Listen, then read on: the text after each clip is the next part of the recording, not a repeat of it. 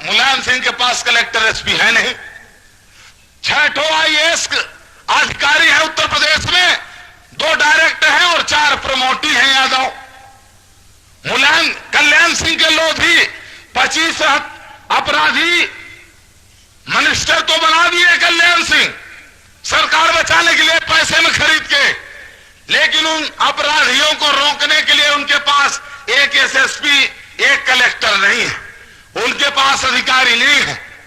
लेकिन मायावती मुख्यमंत्री 6 महीने रही, मायावती की सरकार में लॉ एंड ऑर्डर कानून व्यवस्था हो रही जो पूरे देश के अंदर कोई इतनी चुस्त व्यवस्था नहीं कर सका। क्यों रही?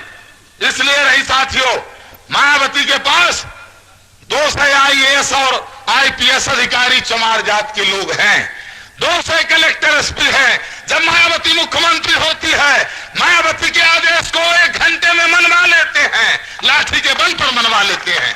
उनने कहा मेरे अधिकारी कर्मचारी लगे हैं, तुमको छूट है, 3 किलोमीटर वाले बांस में हाथ लगाओगे तो यहां से मारेंगे, लाठी तोड़ डालेंगे घुटना, तुम्हारी टांग तोड़ेंगे, गांठी के नीचे मारेंगे लाठी। बोले अगर तुम्हारी फिर भी गुंडागर्दी ना उतरी, 2 किलोमीटर वाले को छुओगे तो तुम्हारा सर फाड़ डालेंगे मार के। अगर इसके बाद तुम्हारा गुंडागर्दी में और ज्यादा इजाफा हुआ, 1 किलोमीटर वाली जो बैरिकेड है, उस बैरिकेड में अगर तुम हाथ लगाओगे तो हमारे अधिकारियों को मैंने आदेश दिया है, जैसे भड़भूजा चना भूंज डालता है वैसे तुम गोलियों से इनको चना जैसा भूंज डालना। एक भी गुंडा 1 किलोमीटर के अंदर नहीं आना चाहिए। जब इनको पता चल गया कि इनके पूरे अधिकारी लगे हैं, मार डालेंगे, तो इनका सलगा भक्ति भाव उतर गया और मस्जिद में जो करना चाहते थे वो 5 किलोमीटर दूर बिरला के मंदिर में करने लगे। इनकी गुंडागर्दी, और उत्तर प्रदेश की सरकार ने हमारी स्वागत किया कि 5 किलोमीटर दूर करो, स्वागत है, लेकिन इधर निहारना नहीं है, पाप है, ये अपराध है। तो साथियों, ऐ मुस्लिम समाज के लोगों, होश में आकर सुन लो, तुमको अगर इस देश के अंदर भी इंसानियत मिलेगी, इंसाफ मिलेगा, तुम्हारे मन के जो भय है, आतंक है, निकलेगा। वो उसी दिन निकलेगा जब इस देश की सरकार बहुजनों के हाथ में होगी। तब जब तक बहुजन समाज इस देश का शासक नहीं होगा, तब तक तुम्हारे मन में भय और आतंक बना रहेगा, तब तक तुमको कोई सुरक्षा नहीं देगा, तब तक बाबा साहब के कानून की कोई रक्षा नहीं करेगा। और इस बात को नोटिस में रखना, कांसी राम जी लोग कहते हैं कि वो भाजपा कहते हैं काला नाग है, उससे समझौता क्यों कर लिए? अरे आपको अकल नहीं आई? काला नाग एक निकलता तो पूरे लोग भाग दोगे फसकार मारने से। एक काला नाग ऐसा होता है जिसको एक 5 साल का 8 साल का लड़का बेने लिए टोपरिया में बैठा है, नचाता रहता है, नहीं नचाता, काले नाग है वो भी, लेकिन वो भूपू भूपू करता तो नाचने लगता है, और जैसे टोकनिया धरता वैसे चपक के बैठ जाता है। तो आपको सोच लेना चाहिए, कांसीराम अगर सांप से समझौता करता है तो सांप की जहर वाली थैली को पहले निकाल लेता है कि इसका जहर न लगना चाहिए, थैली निकाल लो। तो साथियों, कांसीराम जी के सोच को, वो वैज्ञानिक आदमी है इस देश का, जिसने इस देश के अंदर हजारों साल के टूटे हुए समाज को 6000 टुकड़े में जो बटा है समाज, पिछड़ा वर्ग SC ST के नाम से, अल्पसंख्यक के नाम से 6000 जाति में बटे हुए समाज को कांसीराम जी ने 600 जातियों को जोड़ा है, 600 जातियों को जोड़ करके अभी तक में उनने, और भारत के अंदर जो 70 पार्टियां हैं, 70 पार्टियों में जब 600 जातियां जुड़ी हैं तो भारतीय जनता पार्टी, कांग्रेस, CPM और बहुजन समाज पार्टी चौथे नंबर की पार्टी आज है। 66 पार्टियों को पीछे छोड़ के और बहुजन समाज पार्टी देश में चौथे नंबर की पार्टी है। लेकिन साथियों, आने वाले समय में इस बात को नोटिस में रख लेना, 5 साल का जो और लक्ष्य रखा गया है, 600 जातियां, 600 टुकड़े और जोड़ करके 1200 टुकड़े जोड़ करके, और बहुजन समाज पार्टी भारत में 5 साल के बाद नंबर 1 की पार्टी बनेगी। और नंबर 1 की पार्टी नहीं, 5 साल बाद भारत में बहुजन की सरकार होगी।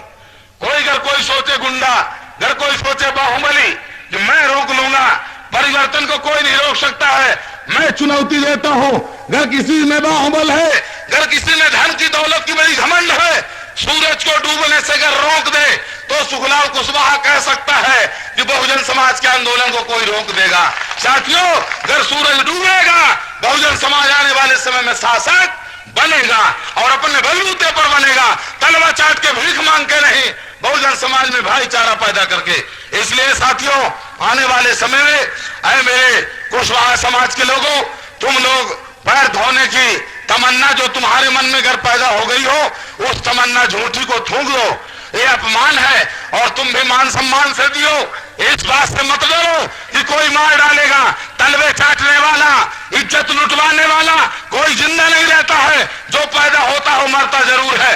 जीने मरने की चिंता छोड़ दो। तुमको सम्मान से जीना है, तुमको सीना उठा के जीना है। मेहनत करने वाले आदमी हो, मशक्कत करने वाले हो, तुम तलवे चाट कर मत लो। तुम किसी के दया मुकरम पर मत जियो, तुम सम्मान से जियो। बाबा साहब अम्बेडकर का वरदान है, तुम्हारे पास करोड़ों लोग मिल करके तुम एक बिरला की मुकाबला दौलत में नहीं कर सकते हो। लेकिन साथियों, बाबा साहब ने जो वरदान दिया है कि तुम टाटा बिरला डालमिया से लड़ने के लायक धन में तो नहीं हो, लेकिन जब 5 साल में तुमको मौका आ रहा है, जैसे नवंबर में मौका आ रहा है, झोपड़ी वाले लोगों जागो, भाईचारा पैदा करो, आपस में एक दूसरे को गले लगाओ। तुम नीचे छूते बन करके अलग अलग मत रहो। तुम जनेऊ पहन के और सिंह लिख के बहुत क्षत्रिय और ब्राह्मण मत बनो। तुम 100 साल जनेऊ पहनोगे, इतना पतला नहीं इतना मोटा जनेऊ पहनोगे, लेकिन तुम्हारी बारात श्यामा चरण शुक्ला के जाने वाली नहीं है। तुम खूब सिंह लिखोगे, आगे पीछे सिंह लिखोगे, तो तुम अर्जुन सिंह के समधी बनने वाले नहीं हो। तो तुम होश में आओ, तुम अपने इतिहास के अध्याय से जुड़ो। और ये वोट जो बाबा साहब ने दिया है वरदान, 5 साल में मौका मिलता है, आने वाले समय में नवंबर में मौका मिलेगा। तुम गरीबों, झोपड़ियों वाले, तुम सब एक हो जाओ और अपने से गरीबों को गले लगाओ। अपने फूल और पत्ता सींचने में बगीचा हरा नहीं होता है। बगीचा अगर हरा करना है तो जड़ में पानी डालना पड़ेगा। जो तुमसे गरीब छोटे असहाय लोग हैं, उनको गले लगाओ, भाईचारा पैदा करो। और काशी कुर्मी यादव के इनको जो भाजपा के चमचे बने हैं, इनको बने रहने दो। ये कितने दिन तक रहेंगे?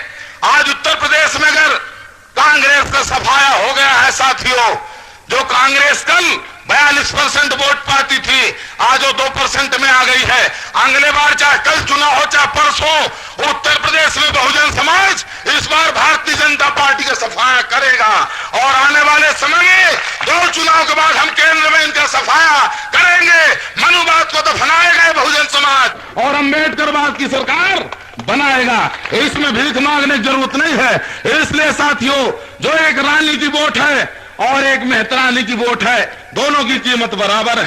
रानी सिंधिया का दौलत का मुकाबला 1 करोड़ मेहतरानियां नहीं कर सकती हैं, लेकिन रानी सिंधिया को उनकी 1 वोट पड़े और 2 मेहतरानी वोट डाले, और मेहतरानियों की बहनों की संख्या भी ज्यादा है।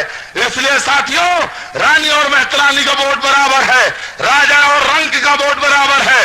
वोट के वरदान का सहारा लो और आने वाले समय में ये जो गुंडे हैं, ये जो काला धन है इनके पास, माफियों के पास, ये तुमको शराब कंबल धोती बांटेंगे। इनसे सावधान रहो।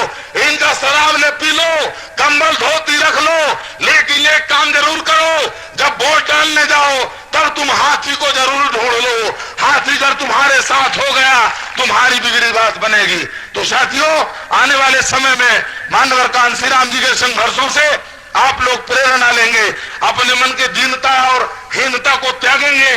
और आने वाले समय में ये जो नवंबर का चुनाव है, मैं ऐसी उम्मीद रखूंगा कि आने वाले समय में उत्तर प्रदेश वाली स्थिति आप लोग मध्य प्रदेश में पैदा करेंगे, ऐसा मुझे पूरा विश्वास है। इसी आशा विश्वास के साथ आप सबको धन्यवाद देते हुए, आप सबका स्नेह प्यार और आशीर्वाद चाहते हुए मैं अपनी बात समाप्त करूंगा। जय भीम, जय भारत।